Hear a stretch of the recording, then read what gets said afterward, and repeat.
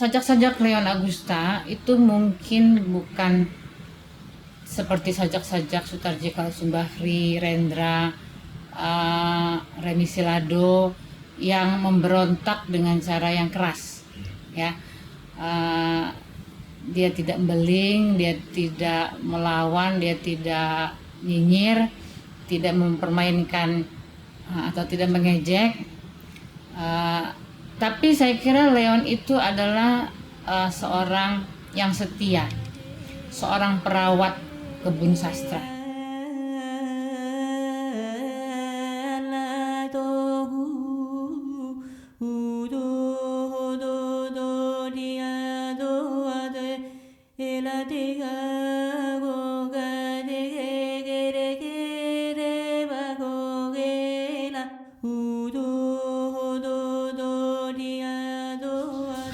Ya, dan saya pikir kehilangan itu tidak hanya bagi saya, tapi bagi seluruh kekasanah kesusastraan Indonesia, dunia sastra Indonesia kehilangan sosok Leon Agusta. Seseorang yang selain karyanya, bagi saya beliau ini orang yang konsisten terhadap apa yang dia yakini, terhadap nilai apa yang dipegangnya gitu, dan itu juga sangat mempengaruhi saya sebagai generasi muda gitu.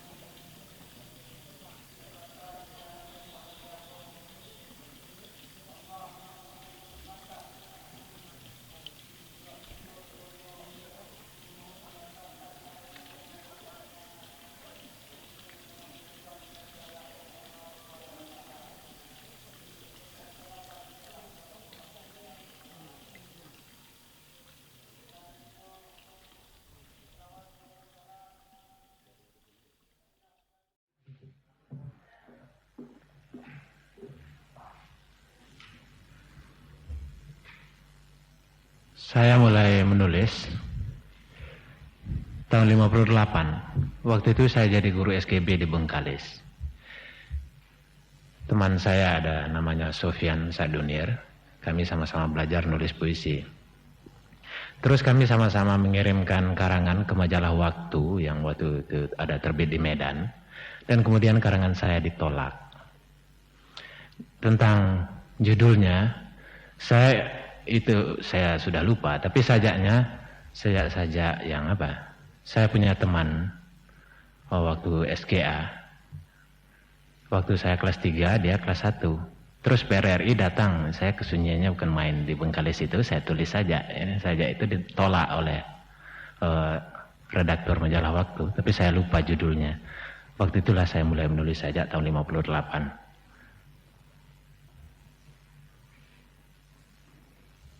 Jadi satu hal yang sederhana saja.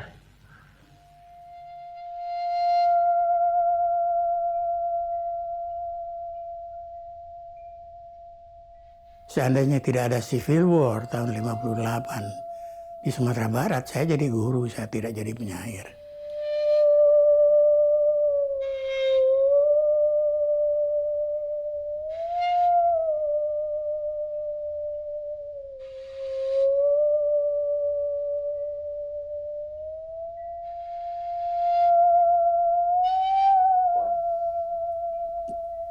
Puisi sebagai satu pemujaan ya kepada kemanusiaan itu selalu diintervensi oleh hal-hal yang terjadi di dunia politik, yang mempengaruhi dunia ekonomi, yang mempengaruhi kebudayaan. Dan itu pengaruhnya itu masuk ke dalam puisi. Sehingga puisi itu merupakan satu respons dari pemuja kemanusiaan terhadap pengalaman sejarah atau pengalaman politik. Dan sebagian besar dari puisi saya itu seperti itu.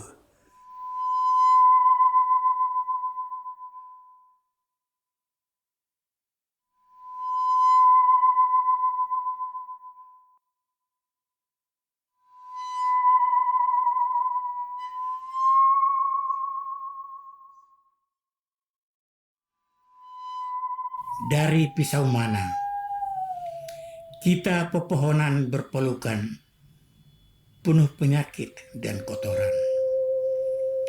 Sesekali aku bermimpi jadi orang suci. Ya Tuhan, apakah kau juga kesepian? Manakah lebih indah, cinta atau puisi?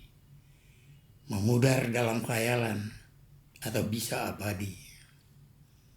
Antara kutuk dan kealpahan ilwal tak pernah bisa mengelak perangkap. Antara alur kisah dan tipu daya, mungkinkah ada isyarat? Tapi luka tiba sebelum terbaca dari pisau mana datangnya tikam.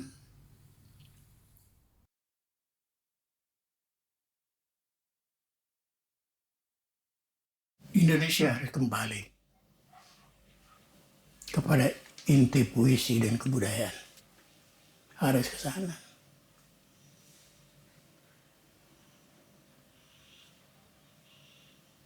Sekarang nih rakyat ini kan berenang dalam air mata darah aja.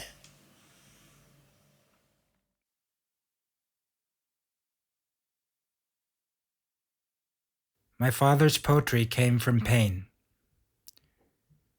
The pain of direct experiences with violence, the pain of witnessing injustice, the pain of star-crossed love, and the pain of watching a nation come back and forth from the brink of ruin to a false calm that preceded many socio-political storms. He had many nicknames or titles as a poet. One particularly fitting one was the moniker he garnered in the late 60s and early 70s. One that described the apparent sadness and underlying pain that fueled his poetry. The Blue Poet.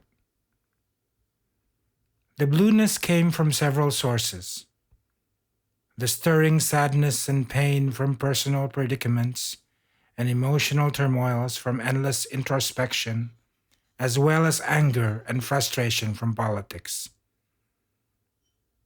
A common thread of pain that can be found in his poem is one of pain caused by betrayal. Betrayals that began with the murders of his brother Nasri and his father Ilyas Sultan Pangeran. He was a man who kept emotions, stored pain, to let out in increments to feed his stories.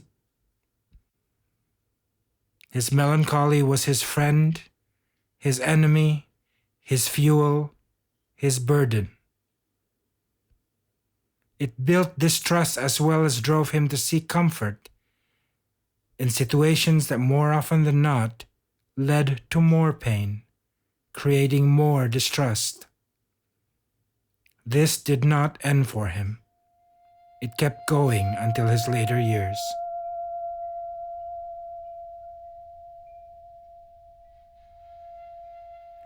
Pintu gerbang. Sewaktu-waktu mungkin engkau juga berada di pintu gerbang itu.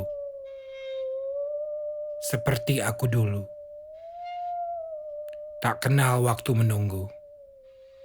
Sepanjang musim kemarau yang garang, hingga dengan sangat sunyi menyaksikan, cinta tak pernah lagi lewat di situ.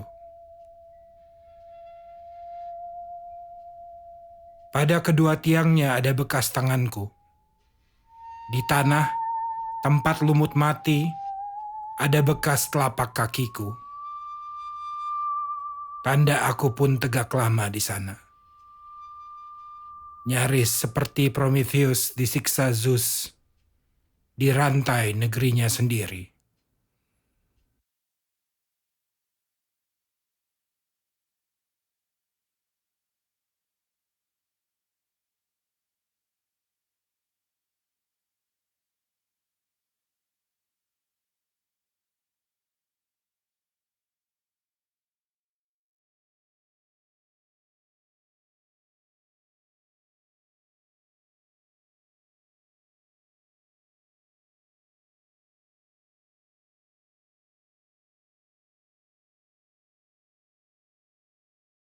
Dad had me later in life.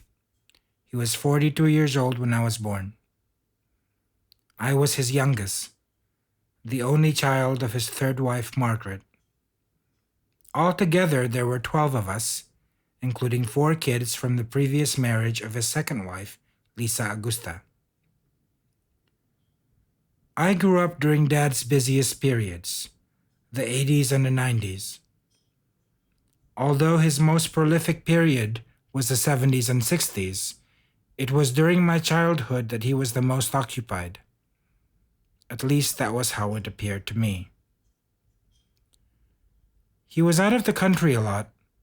He always brought us home toys and souvenirs from Korea, Taiwan, India, Germany, Iraq, wherever he went.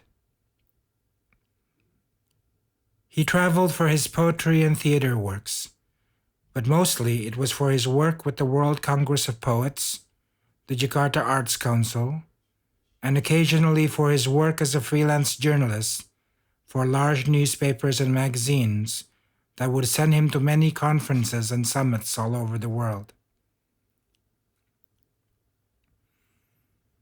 He also often left Jakarta for West Sumatra, where Mama Lisa, his second wife, and my brother Ali was living for a large part of the mid to late 80s. It was during this tenure at the Jakarta Arts Council that I was able to spend a lot of time with him as a child. The council had their offices at Taman Ismail Marzuki Art Center in Cikini, central Jakarta.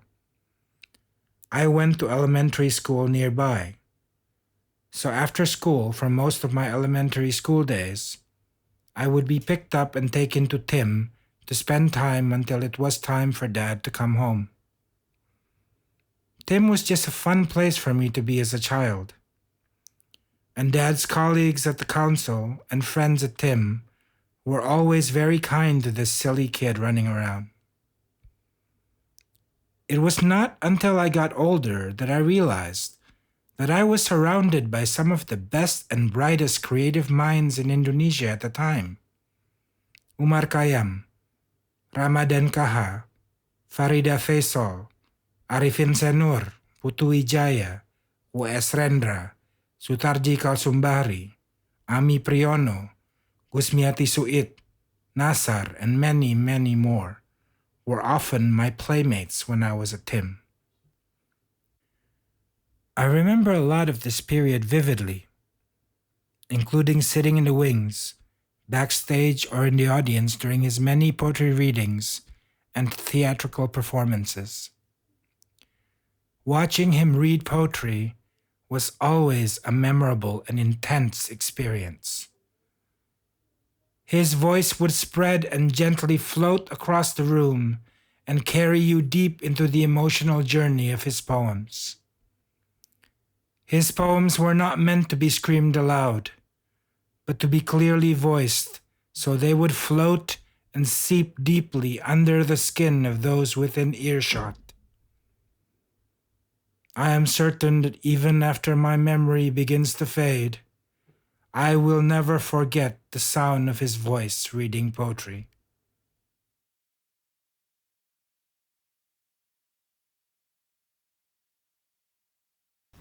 When we first met each other, I don't think that we really thought that there'd be anything long term. It was because he was from Indonesia, so far away, and I was trying to get a grant to go back to school or to get a scholarship because I wanted to get a Bachelor of Fine Arts, not just Bachelor of Arts in Education. And I wanted to, there were a lot of things that I needed to do. But somehow, when we met each other, it was like a collision. It was a collision of minds and psyches and hearts, and it was that would go on for a lifetime for both of us. Yeah. How you can define something like that happening or even understand why it happens to people from such diverse cultures and such diverse backgrounds. It's probably not easy, but I do know that we connected on the level of understanding each other's pain. We both come from backgrounds and situations that were very traumatic, very difficult. Mine being personal and family, and his being political and historical context, and also family. Things that happened in his family. And we understood each other's pains, hesitance to commit, and all of the things that, were issues for us now and then. But it was also the thing that tied us together.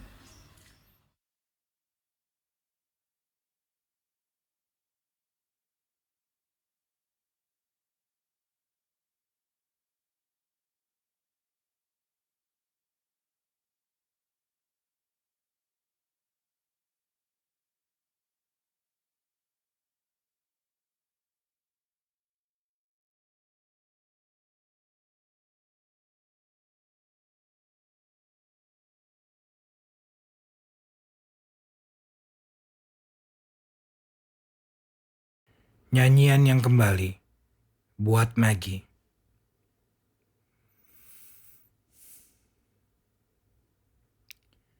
Aku harus hidup 1000 kali untuk mati 1 kali. Ku dengar gema nyanyi hujan dari tenggara. Nyanyian halilintar bersahut-sahutan. Di selatan mendung, kegelapan menyelimuti benua. Laut demi laut memisah negeri-negeri yang jauh. Di bawah langit hilang warna aku bertanya, manakah lebih dulu, cinta atau nafsu, oh Tuhan? Kau turunkan hujan di malam-malam tanpa suara. Kau tiupkan dingin di hari-hari tanpa angin. Di sini, kutemukan gurun penuh bangkai, meracuni wangian berjuta bunga-bunga. Untuk hidup 1 kali, aku harus mati 1000 kali.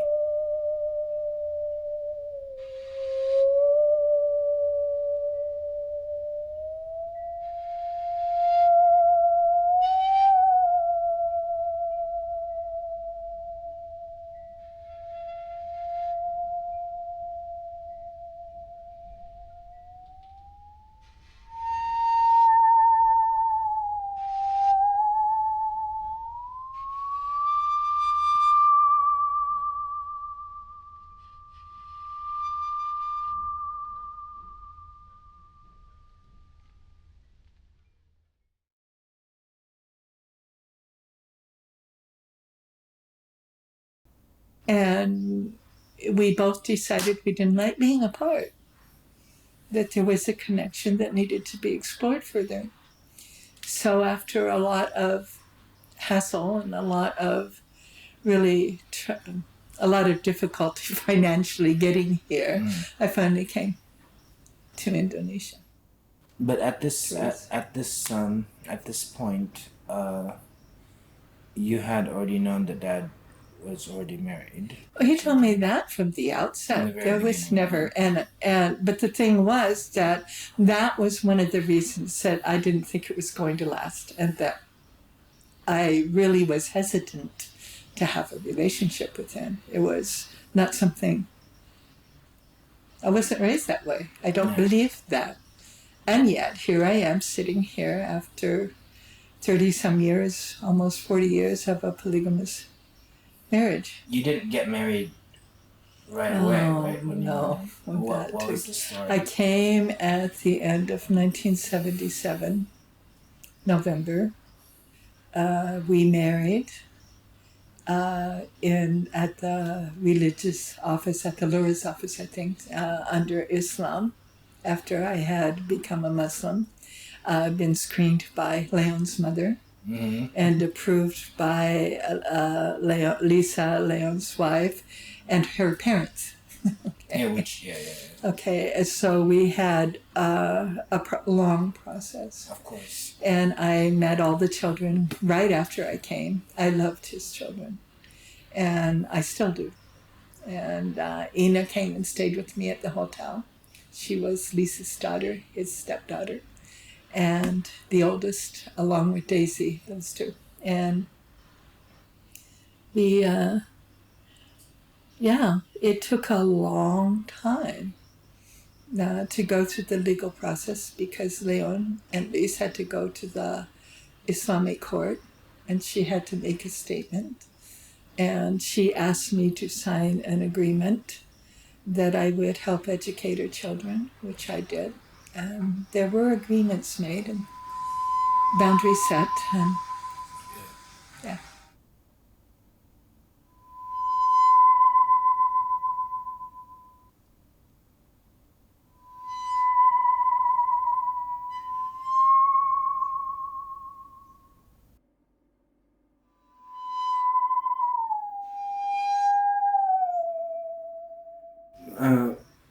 Let's talk about the first few years of marriage. What was it like with Dad and the things that he was doing, and also with the family dynamics, and how did Dad deal with all that? Okay, the first we tried to put the family together. Yeah. In one house. Actually, we were living separately. I found a place, and they were renting elsewhere, but their rent ran out, and so we just decided to merge, which meant me going from living alone to living with a household, a huge household, because not only did they have the 6 kids at the time, their own, and 4 from Lisa's 4, and that's 10. And we had 2 of Leon's friends, Susani and Chaniago, staying with us sometimes. And we had Aswal Johnny. Astral Johnny, Astral Johnny, and it was hard. It was an adjustment, because I was still adjusting to the Indonesian culture.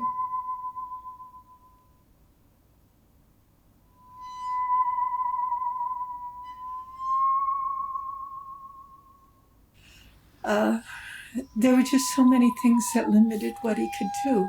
You know, his background as some of his political beliefs, and certainly his belief in freedom of expression, and all of those things. These were things that His relations to the former Socialist Party, and all of those things that made it difficult for him under the Sukarno regime and the Suharto regime both. Yeah, for different reasons. Like Yeah. you said earlier, he wasn't left enough for So Sukarno, Sukarno, but too left for Suharto. way too Yeah. left for Suharto. So we had, you know, and he was also associated with Manifest Kebudayaan, the cultural manifest that that was a double-edged sword for Suharto. It was actually written under the Sukarno regime and signed under the Sukarno regime. Yeah. But it dealt with freedom of expression, and that whole group of people and of Leon's friends and people whom he supported, that was their big thing: democracy, freedom of expression, the right of all people to have a voice. And That was always his thing. Until that was he always died, his yeah. thing. That was his main thing, and because of that, he wasn't well liked by either of the regimes, and he never backed down on his stance, like so many other people, like Rendra, Gunwan Muhammad, siapa lagi, so many. So many people, I mean, whose voices just were heard again and again until reform could come. You know, they set the ground.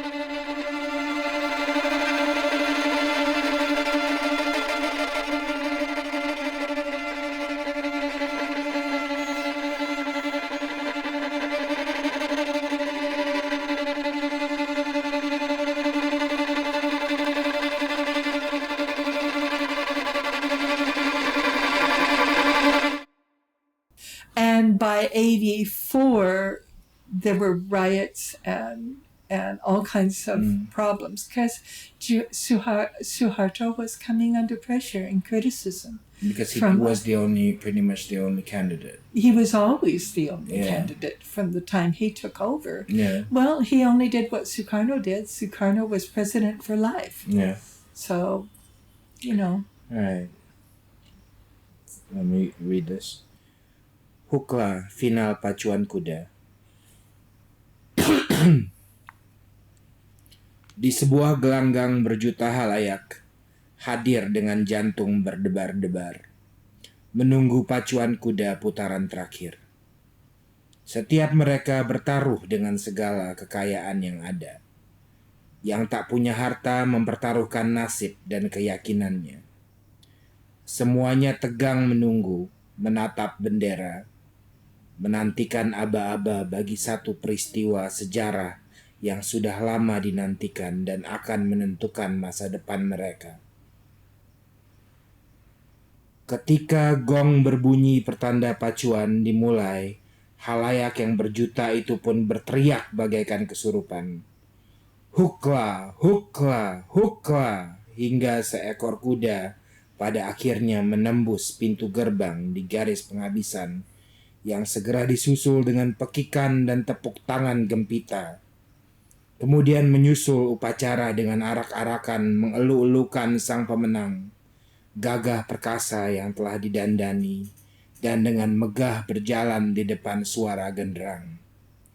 Teriakan hukla dan tepuk tangan serta pekikan membahana ke langit tinggi.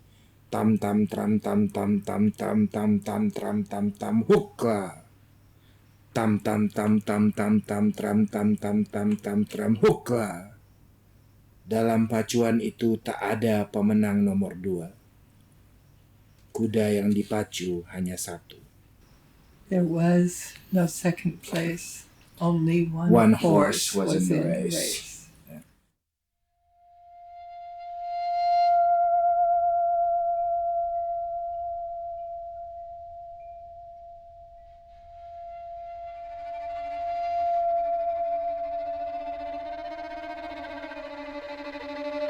Hukla adalah suara.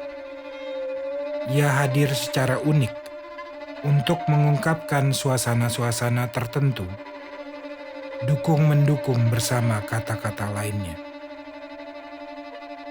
Mengenai isinya, secara sederhana dapat dikatakan, Hukla merupakan serangkaian sajak-sajak penuh kegetiran dan keperihan. Jerit pilu yang lahir dari kecemasan berlapis-lapis, dari ketakutan yang sifatnya aneka ragam.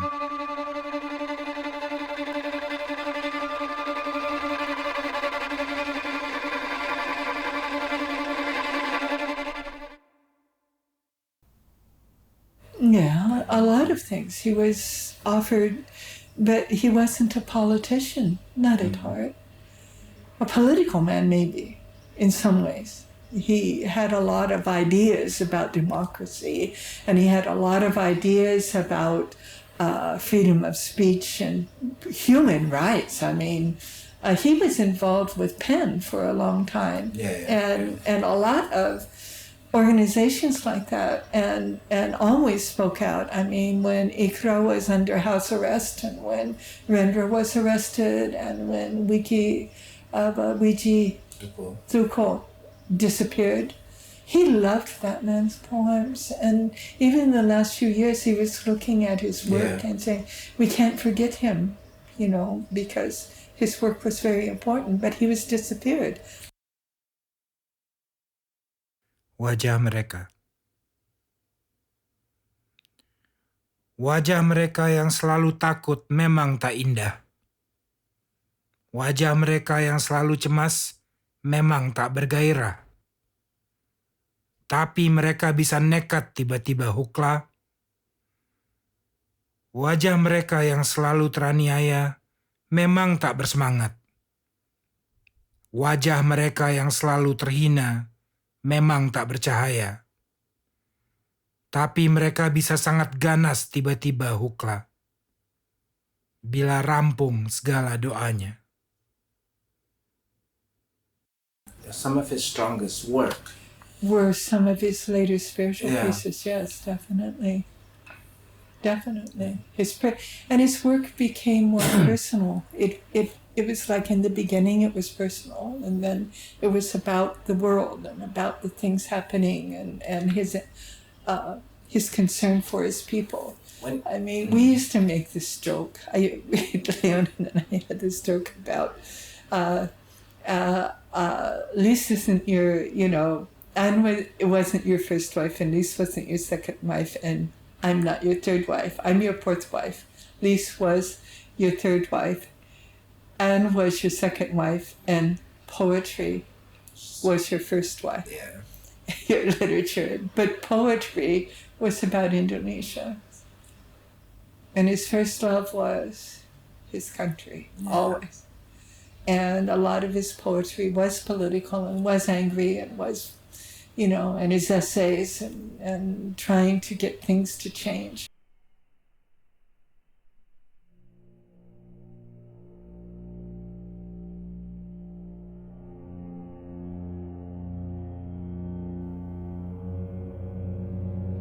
Siapa yang membawa kita ke tempat ini harus menjadi orang yang pertama menyeberangi sungai ini.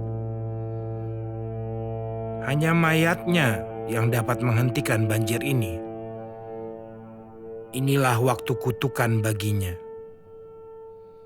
Ia takabur seperti nabi palsu. Ia pongah dalam diam, kejam dalam kebijaksanaan. Ia hidup dari kemunafikan dan harus mati untuk itu. Ia si dungu fanatik, membuat diri jadi berhala. Ia penyembah roh jahat, nenek moyang perampok sejati. Kafilah pengembara itu tak dapat dibendung lagi. Mereka bergerak arah ke pinggir sungai. Di barisan paling depan terdengar hiruk-pikuk gaduh seperti kerasukan, tapi hanya sesaat. Sehabis satu lengking pekikan yang mengerikan, mereka semua diam. Senyap seketika itu juga. Orang yang paling depan itu sudah mereka lemparkan. Upacara sudah melewati puncaknya. Fajar pun bangkit melepas kepergiannya. Begitulah, banjir reda subuh itu pula. Kafilah pengembara itu sudah teramat lelah. Mereka pun tidur panjang sepulas-pulasnya. Ketika mereka bangun, bertahun-tahun sudah berlalu. Mereka sudah lupa penyeberangan yang harus mereka lintasi. Mereka meneruskan pengembaraan dengan peta buatan mereka ke arah yang dulu mereka tinggalkan. Malam demi malam berlalu. Lewat dalam keasikan sambil mabuk tak pernah henti. Sesekali mereka terlibat dalam pertengkaran-pertengkaran kecil.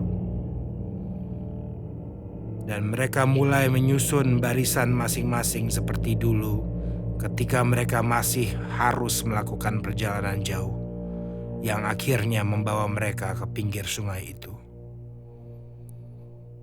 Tampaknya mereka semakin asik membenahi barisan masing-masing dan tak sadar kalau semakin jauh tersesat.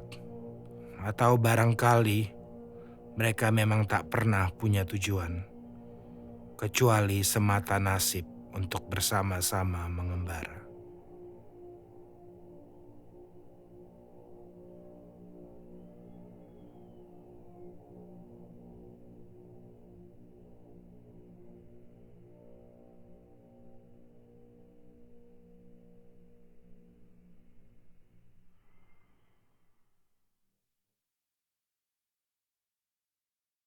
I watched him fade away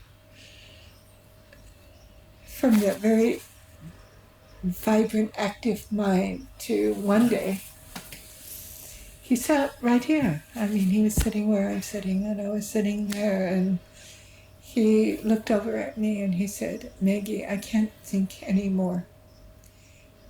And I said, "Well, you're just getting forgetful. It's part of age." And he says, No, it's more than that. I can't think anymore."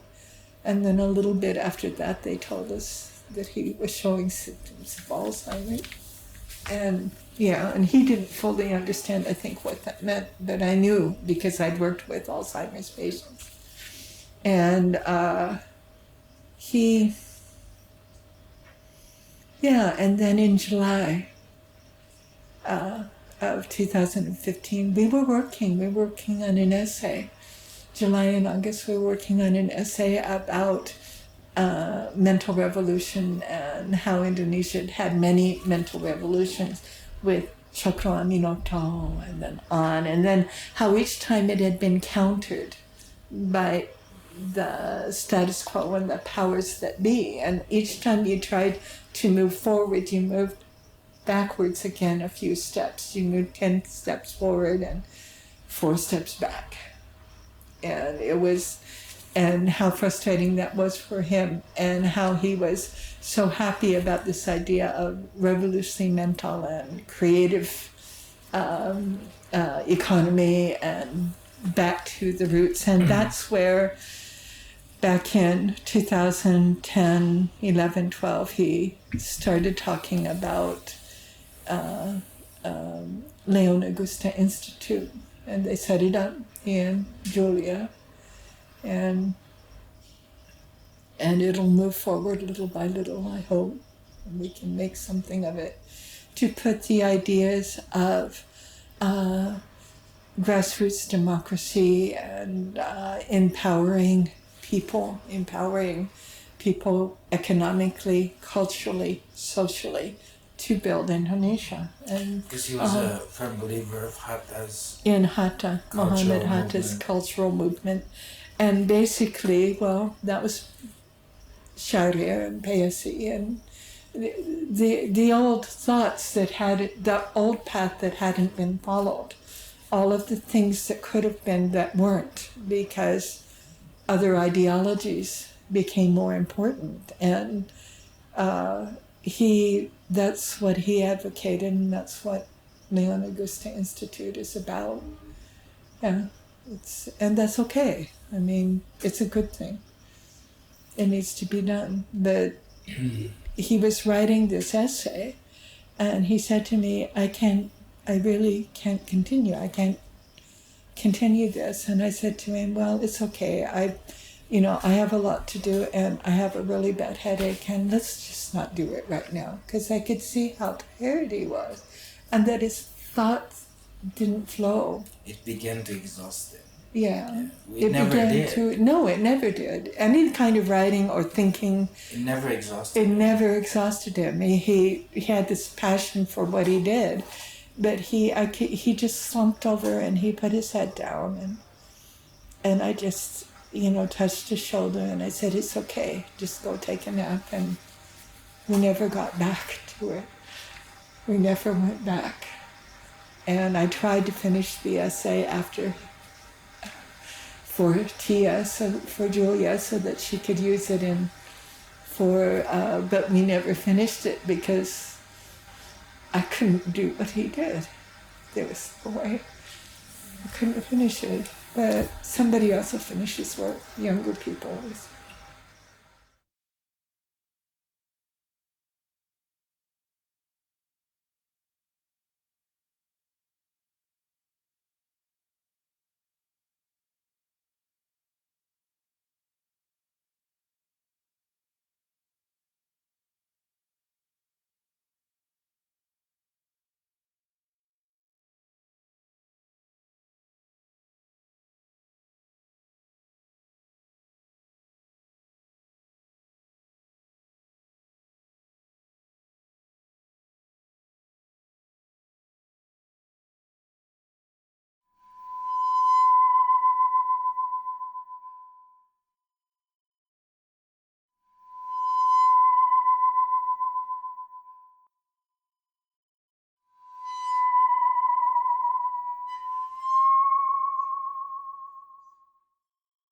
The early part of Dad's career as a writer, as well as the imprisonments he faced due to his works, can be best told by the woman he experienced most of it with, Lisa Augusta, his second wife. They met through mutual friends. She was a divorcee with 4 children at the time.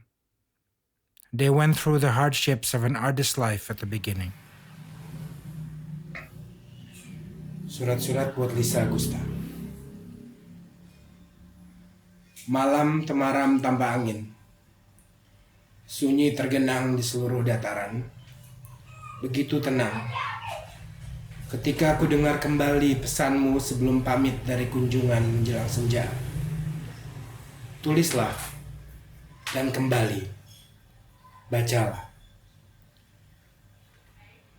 Tentang kisah-kisah yang terpendam di jalan buntu, tentang nafas yang reda sehabis kecewa, tentang segala yang tak sempat mencatatkannya, yang sesekali melintas samar, bagai jalinan bayang-bayang di siang lengang, tercelup warna hitam keabuan. Ya, serasa masih ada yang dapat ditiupkan. Ya, serasa masih ada yang dapat ditiupkan pada kejauhan masing-masing, ketiadaan kita. Sebab belum ada jawaban. Di manakah kita telah bertanya? Sebab kita belum mengerti. Sebab kita belum sampai dalam saat-saat yang teduh. Dan di tembok-tembok yang utuh. Di atas gugus-gugus yang dipertahankan. Awan tergantung beku bersama malam hari. Setelah kembali membacanya, ku goresi yang harus dilupakan. Belenggu kenangan memabukkan. Belenggu kemanjaan atau impian mengambang ke dunia impian yang jauh. Sebab bila seketika langit merendah, bumi pun kembali menebarkan hidup. Busur-busur pun bergetar gempita, terbangkan panah-panah kilatan cahaya, menembus awan tergantung beku, menembus malam hari, menembus rahasia waktu yang diperebutkan. Sementara kita pun ditinggal, dan meninggalkan, mengenang dan dilupakan sebelum fana jadi abadi. Lisa, bukan semata nasib yang memisah, tapi adalah keliaranku semata. Sedang kau begitu jinak. Kelelaan dan kehinaan hidupku, kau rangkul tanpa memberi tara, hingga aku terpaut pada belenggu. Keselarasanmu dalam derita. Kini, dalam tak bisa saling menyatukan sunyi, kita pun jadi tergoda. Mungkin untuk cemas, atau mengutuki. Inilah bahasa rindu percintaan kita. Bahasa sepi yang nakal. Gendangnya menikam-nikam.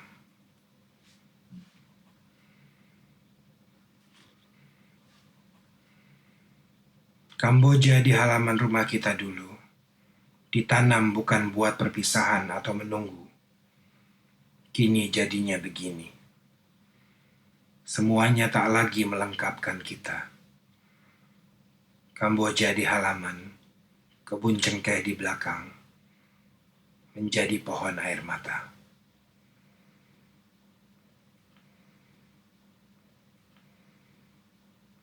Kabut jatuh dalam jiwaku yang kosong. Hujan tengah malam mulai reda, ketika padaku mimpi itu mulai menggoda. Menampar jantungku jadi gempar. Kilatan warna hitam putih saling melebur, mengendap ke dalam arus menunggu pagi. Selengkapnya adalah nyanyian duka semata, bergetar pada tonggak-tonggak kenangan padamu. Jejaknya membekam senantiasa, penuh aneka permainan antara purnama yang ku kejar dan bayang-bayang yang mengejarku. Memang tak perlu saling membujuk lagi, namun adalah rasa kehilangan atas pertemuan yang tak tersesalkan, dunia yang tak tertinggalkan, perpisahan yang tak terucapkan.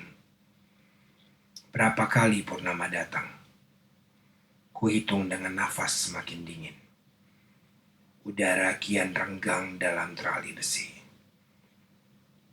Diamkanlah segala sedih pada yang lain. Jikapun sempat janji sudah tiada, sebelum melengkap pesona, khianat sudah sedia. Sebelum terbuka suara, pengembara sudah sampai di sana.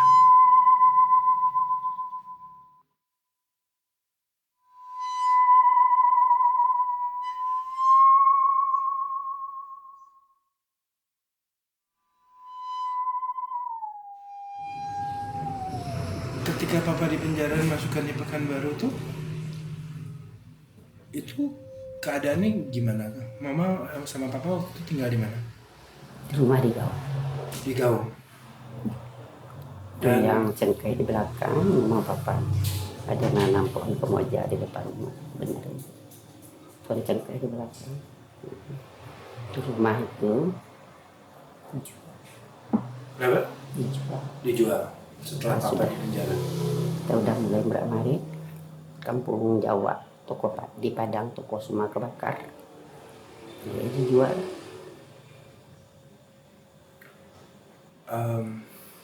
Papa di penjara karena apa tuh waktu itu tuduhannya? Waktu itu ada apa sebuah karangan dia juga, tapi itu belum dengan nama. Itu Karangannya, ada. karangan lain. Jadi sudah itu ada kan udah ada peraturan dari presiden yang apa tahun berapa apa itu ya. Itu di jalan. Jadi papa boleh milih di mana, apa di Padang, apa di Pekanbaru. Nah itu mama hamil Kak Julia 2 bulan. Jadi papa pergi. Katia lahir, papa keluar, Katia lahir hari. Papa pulang hari Jumat, Juli.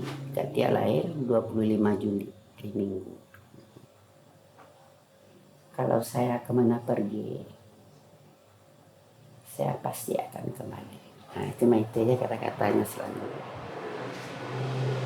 Dan benar-benar selalu ditemani. Sampai di rumah sakit itu juga. Saya akan ke mama.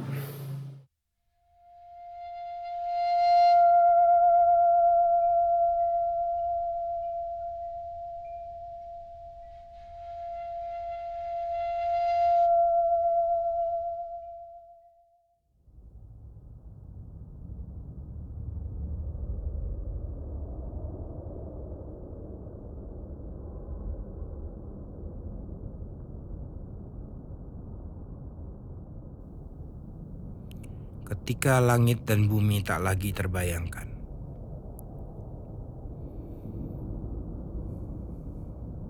Apakah aku terlihat siang atau kabut atau debu-debu? Tak tahulah. Sungguh tak lagi terbayangkan. Tapi barangkali ketika itu, di suatu senja yang asing, aku pernah punya wajah buat dikenal. Wajahku. Barangkali ketika itu aku hendak mengenangnya sebagai tanda dari perkenalan yang diterima, sebagai tanda dari percintaan yang selesai buat mencipta. Atau barangkali pernah pula ada perkenalan yang lain, namun segalanya jadi lupa. Tak lagi terpikirkan pula. Bagaimana aku kan tahu sekiranya masih ada saat dan ketika, masih meniti nafas dalam kesendirian yang lemas indera, bahkan maut pun tak tersapa, dan cinta pun tiada bangkit.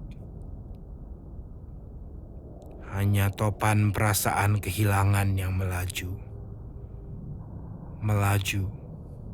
kehilangan di daerah pengasingan, terhantar di sini, dalam segala tak lagi punya warna atau ungkapan, ketika langit dan bumi tak lagi terbayangkan.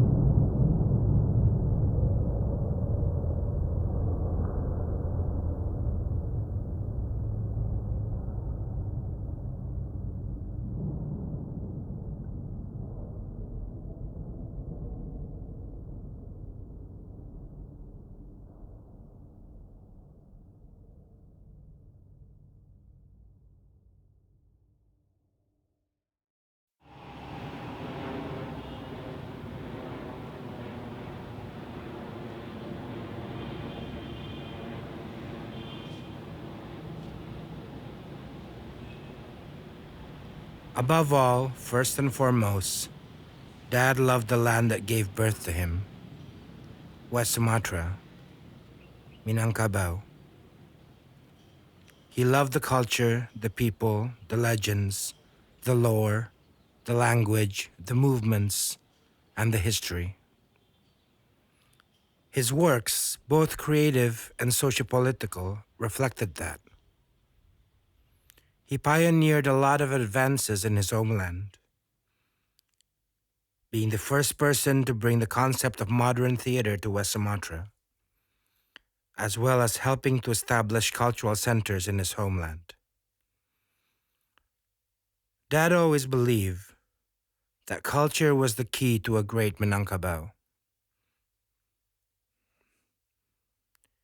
He fully held stock in the teachings of Hatta, who advocated a cultural path towards social change. Many times, he refused political seats in West Sumatra because power was not something that interested him. He cared more about bringing about change, and he always felt that he'd be more effective as an outside voice, as a watchdog and reminder of the need for change.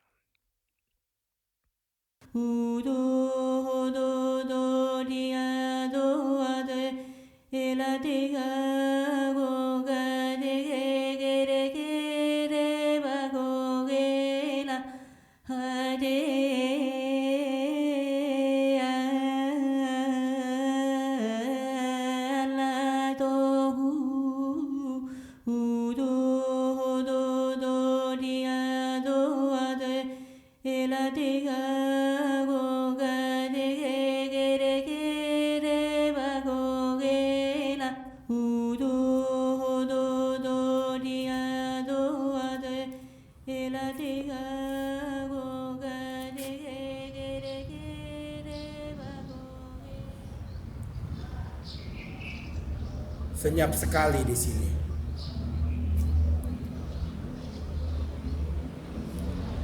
Di belakang kita terbentang dunia dongeng dalam kabut. Kini kita digantung antara kaki langit bersangkur. Kehilangan alamat rumah sendiri di negeri kata-kata.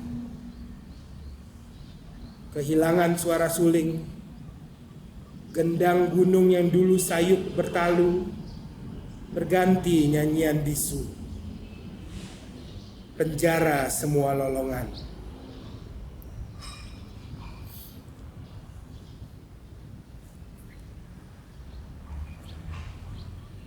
Di depan kita beribu langit liar setengah jadi. Dengan bedil menggali ufuknya entah di mana akan membumi. Dunia yang akan datang luput, meleleh dan menguap. Ketika buah pohon harapan dicuri dalam setengah mimpi.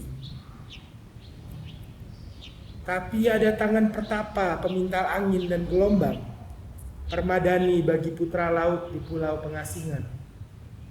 Matanya menyimpan suara bulan dan aroma matahari.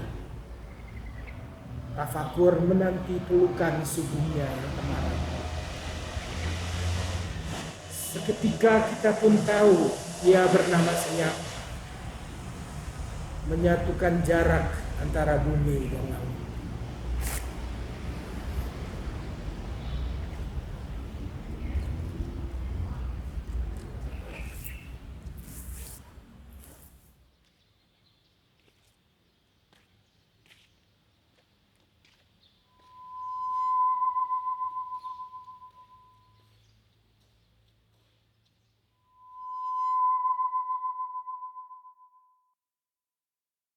His love for the words, movement, and the traditions of the Minangkabau people oozed through his work and through how he pushed other artists from his homeland. One of the many witnesses of this is playwright and artist Ibrahim Ilyas. Bagaimana cara keminangan tersebut itu tampil di dalam karyanya? Misalnya seperti ini, dalam ungkapan bahasa Minang, orang Minang kan tidak punya tulisan ya, sastranya sastra lisan. Jadi kemudian ada media lain yang dipakai oleh orang Minang. Sastra lisan kemudian melahirkan pertunjukan misalnya. Ini pada hakikatnya visualisasi sastra. Ada ukiran itu ada namanya. Tiap pulang patang dan sebagainya itu ada filosofi sastra yang disimpan di situ untuk diwariskan mungkin atau untuk orang lain tahu. Gerakan silat, gerakan tadi semuanya ada nama yang ada pengertiannya tersendiri dan itu dari sastra kan. Nah, pada zaman yang lain menurut saya itu salah satu yang dikerjakan lewat. Mungkin dia tidak perlu dikatakan sebagai orang Minang. Dia tidak perlu mengaku saya orang Minang. Itu tidak perlu. Tapi cara yang dia kerjakan, cara dia berpikir menurut saya Minang sekali. Kalau menurutku pribadi sih itu juga salah satu hal yang terlihat keminangannya itu dari cara beliau membacakan puisinya. Iya. Itu menurut kamu gimana? Karena banyak yang bilang bahwa dia beda dengan penyair lain dengan cara membacanya. Kira-kira kenapa dia memilih untuk tidak? Penyair lain kan lantang, gak ada deklamasi. Kalau dia lebih halus, apakah itu ada hubungan dengan keminangan tersebut? Bisa jadi ada hubungan dengan itu karena angkatan dia itu seperti dia Khairul Abrar ya, itu kedekatan mereka dengan tradisi sangat kuat. Jadi mereka banyak sekali kesempatan mereka mendengarkan saluang itu misalnya dendang waktu mereka kecil. Kemudian pada umumnya menurut banyak pengamat puisi-puisi si Om ini kan puisi auditorium. Nah, kalau ini dibacakan di sebuah auditorium, itu kan memerlukan keahlian sendiri. Tidak perlu berteriak-teriak kan. Apalagi dia memang orang teater. Dan hal yang sering saya pikirkan kalau ketemu dia adalah bahwa seluruh apa yang dia lakukan itu sudah dia siapkan, sudah dia rancang. Tapi itu bukan sebuah kepura-puraan. Artinya dia memang bersiap untuk melakukan sesuatu. Sampai tangannya pun, kamu tahu kotak ini katanya. Itu saya ingat. Jadi dia memang sudah menyiapkan apa yang akan dia lakukan. Bukan berpura-pura, bukan karena dia seorang aktor, bukan. Tapi tampilnya itu, ekspresinya dia munculkan ketika mengucapkan sesuatu sudah dia siapkan, sudah dia pikirkan.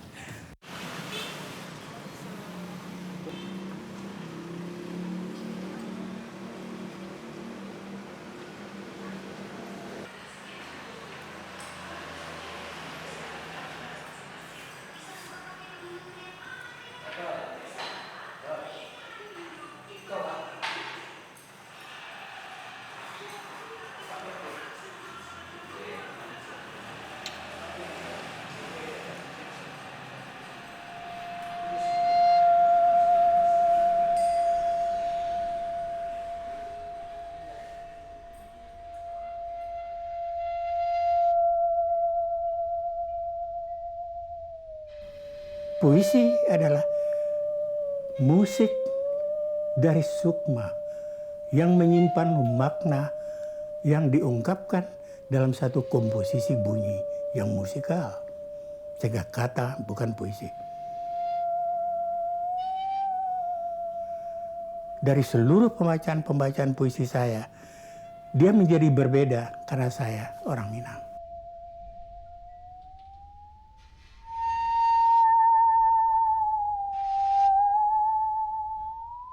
A lot of the pain, the melancholy, and even the gentleness and love felt in his work can be traced back to his place of birth, Maninjau, his first home. The beauty of the lake has inspired many artists and writers. But beneath the beauty lies a dark and painful history, a history that my dad lived through. The PRRI rebellion of the 1950s was very much alive in that region at the time. The effect of the civil war was felt very directly by my father and his family. The civil war took the lives of his brother Nasri and his father, Ilyas Sultan Pangeran.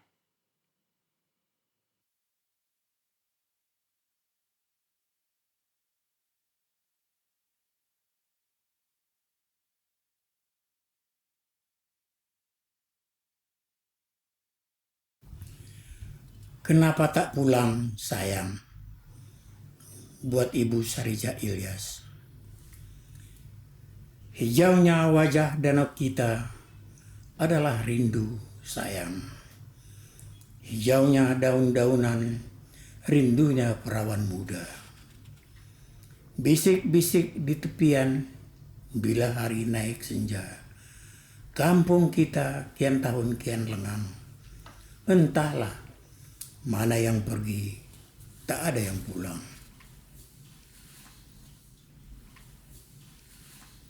Kemanakah gerangan lajang-lajang kita menghilang, semarak kampung di rembang petang. Mereka hilang bersama debu perang saudara, yang tak pulang ditelan hutan, yang pulang berterbangan. Anakku bilang, bumi luas tempatku harus tualang.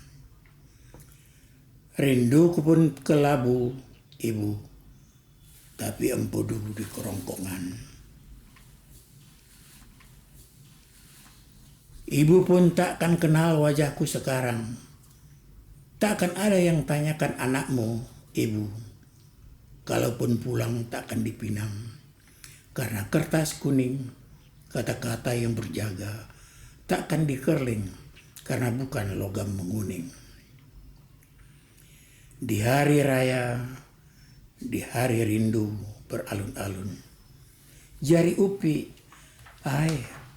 lentiknya membentik inai. Selendangnya lepas terkipas angin ibu. Salamkulah itu.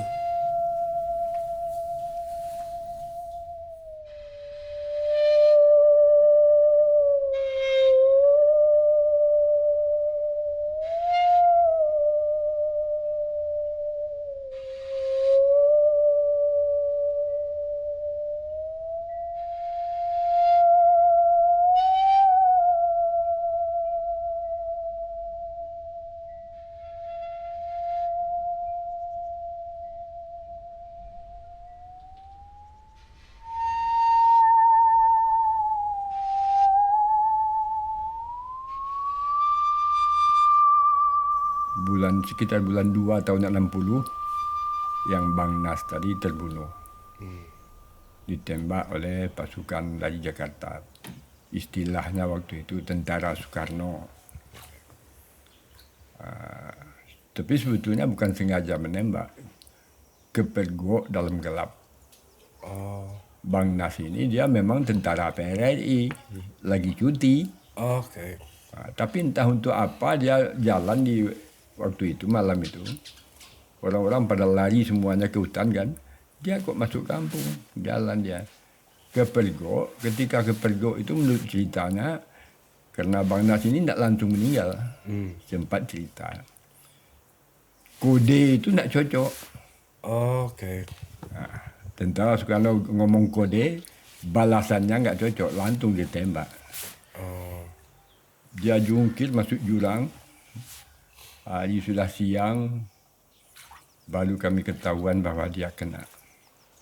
Diambil, ternyata berlubang 9 lubang. Waktu itu tidak ada pertolongan secara medis. Sehingga sekitar jam 5 sore dia meninggal, kehabisan darah. Seandainya kejadian itu sekarang, selamat. Karena yang kena itu bukan vital. Itulah mengenai Bang Nas. Meninggal Bang Nas. Yang kami semua, Bang Maleon, tidak ada hubungan. Kemudian dalam situasi itu, di daerah kita itu sudah nggak ketahuan lagi mana lawan, mana kawan. Karena tentara dari Jakarta udah semakin dekat. Tiap hari ada pertempuran di Padang Gelanggang, di Matur. Penyusupan ke sana ke sini, mata-matanya sudah masuk. Lalu pada bulannya saya tidak ingat, tapi tahun 59 itu tentara Jakarta, tentara pusat masuk dan menguasai daerah Tanjung Raya ini. Pada waktu itulah Bang Nas kena, tapi dia tidak ngepos di sana, tentara pusat, posnya di sini. Nah, dalam pada itu, di kampung itu sudah terjadi pro kontra. Fitnah bukan main. Tidak tahu lagi mana lawan kawan. Salah sedikit, bunuh. Pada tanggal 8 bulan 8 tahun 60, kakek terbunuh. Sebelumnya saya sudah lari ke sini dari sana. Pada hari Rabu, hari itu tanggal 2, kalau tidak salah. Sekitar tanggal 2 hari Rabu tahun 60 bulan 8. Saya sudah ngirim surat sama ayah, sama kakek. Ayah, situasi sudah tidak bisa dipercaya. Ayah sebaiknya mundur ke Sungai Batang. Karena banyak orang, banyak kawan sudah lari ke sini. Mendekati pos tentara pusat. Kemudian ayah balas, Ananda Zahar, kita tidak bersalah. Kita tidak terlibat dengan apa yang dituduhkan. Karena tuduhannya udah belok, udah pro sama Soekarno. Semuanya fitnah. Jangan takut. Kita yang takut katanya. Tidak ada tempat salat di bumi ini katanya. Itu kita takut. Jadi semuanya itu fitnah. Kemudian kirim surat sama si Ridwan. Ridwan ini Leon. Kirim surat sama si Ridwan, suruh dia pulang. Jadi dia udah rindu sama Bang Leon. Jadi katanya Ilyas Sultan Pangeran jangan dibunuh, jangan diganggu, karena dia kawan kita. Tapi ini pasukan yang datang dari daerah lain ke daerah Damagalang ini, itu diperalat oleh beberapa kelompok oknum yang bertentangan dengan prinsip ayah.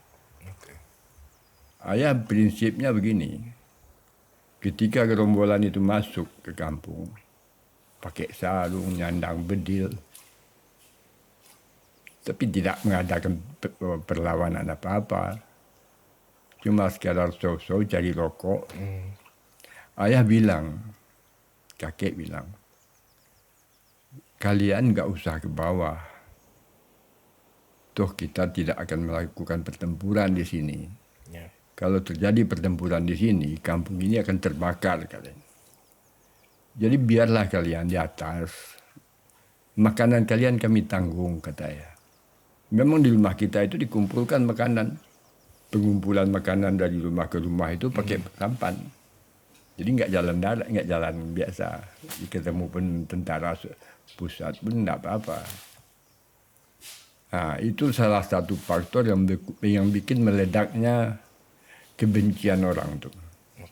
Kenapa dia diatur?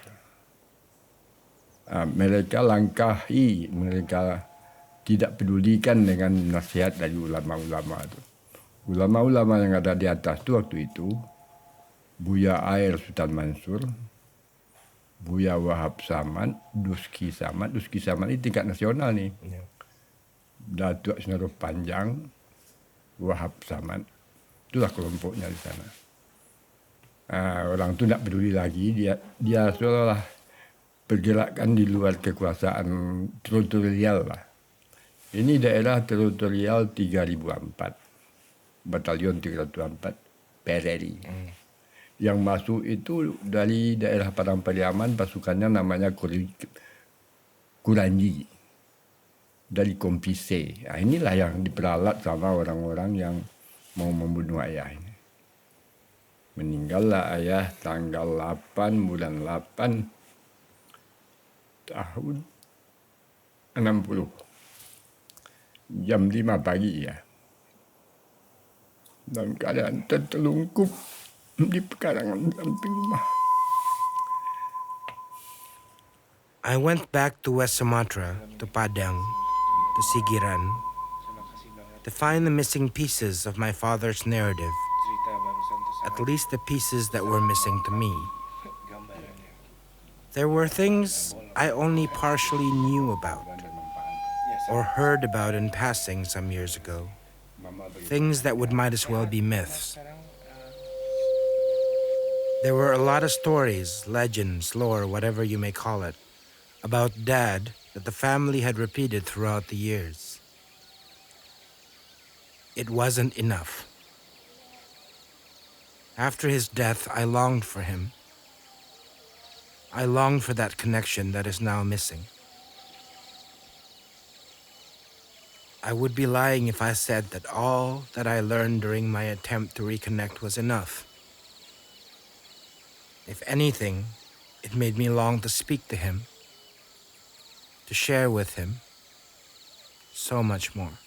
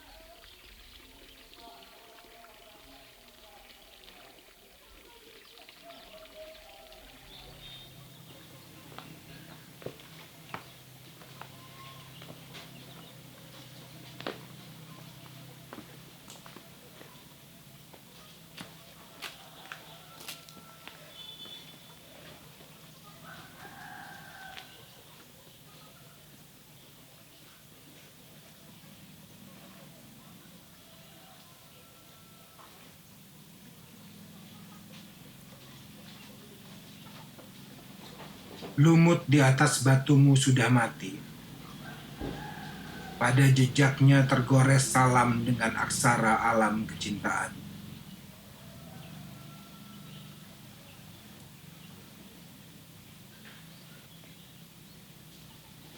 Selamat datang di negeri kaca selaksa cahaya.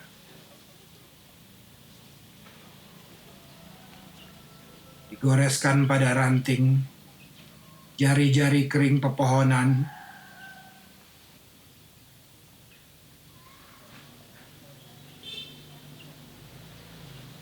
danau mendidih tercium dalam udara, menggeliat bersama ombak. Topan perang saudara tak terlupakan.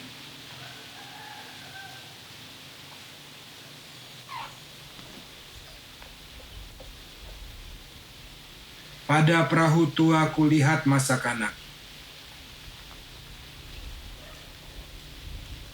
Ketika desa-desa mulai menerjang kesepiannya.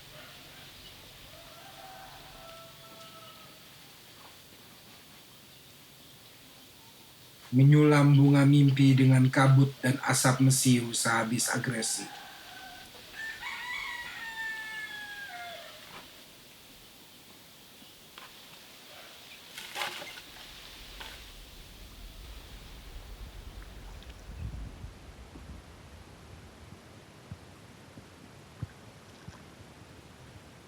Aku pergi.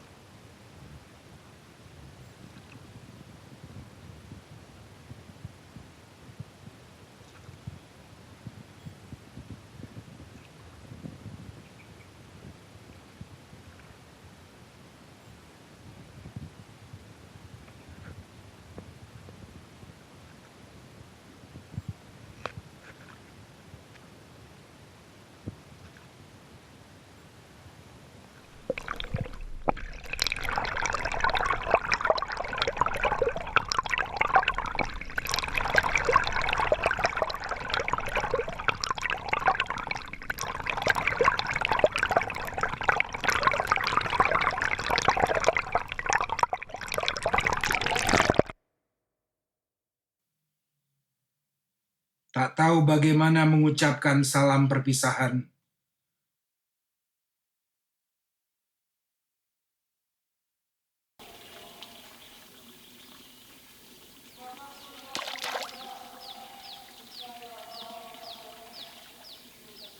Aku hanya mendengar suara burung, disahuti oleh pagi.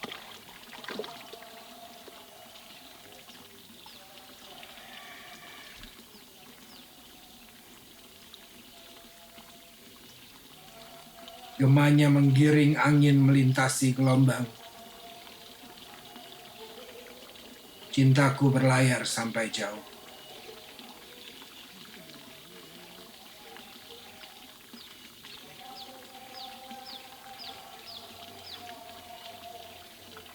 Rindu bisa tak sampai, sampai tak bisa rindu.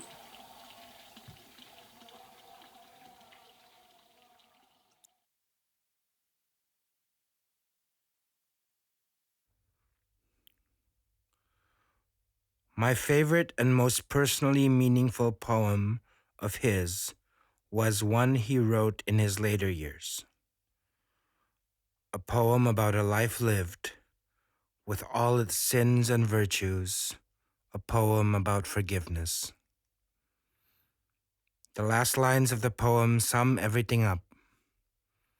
It sums up how my father lived and ended his life, and sums up how I feel about my grief towards his loss.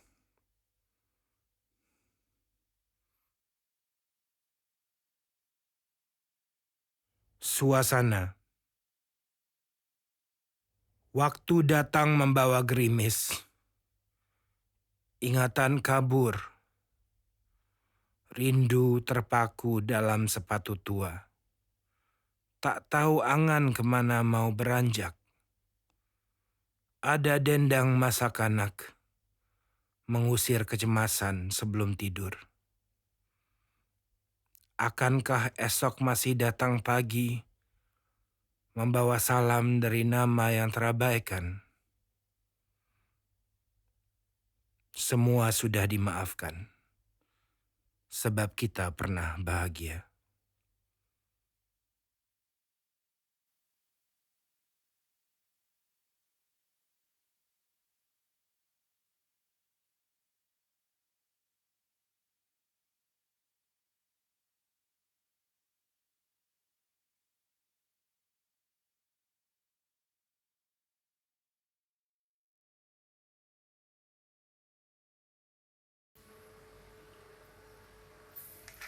Pementasan ini dipersembahkan kepada Khairil Anwar sebagai pernyataan bahwa amanatnya tidak pernah diabaikan.